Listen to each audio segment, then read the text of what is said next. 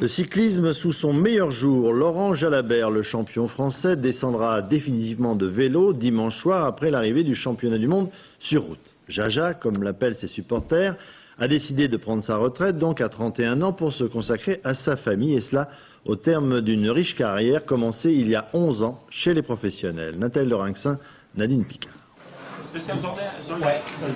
Hier soir, Laurent Jalabert a discuté vélo avec ses copains de l'équipe de France. Toujours très entouré, objet de toutes les attentions, le futur retraité savoure ses dernières heures au sein du peloton. Ça va être très important, pour plein de raisons en fait pour moi. Imaginez bien, justement parce que c'est la dernière, quoi qu'il arrive, c'est une course hyper importante dans ma vie. Mais c'est un championnat du monde, en fait j'avais envie de rassembler tout ça pour le même jour, quoi. Et voilà, ça approche. Dans sa maison en Suisse, Laurent Jalabert n'a pas encore choisi sur quel mur du garage il allait accrocher son dernier vélo. Lundi matin, il va pouvoir prendre le temps de vivre. Il va pouvoir enfin profiter de sa Ferrari, un peu, et de sa famille, beaucoup. C'est sûr que ça va être une nouvelle vie, de nouveaux objectifs, mais je pense que ça sera une vie tout aussi riche et intéressante, donc pas de regrets.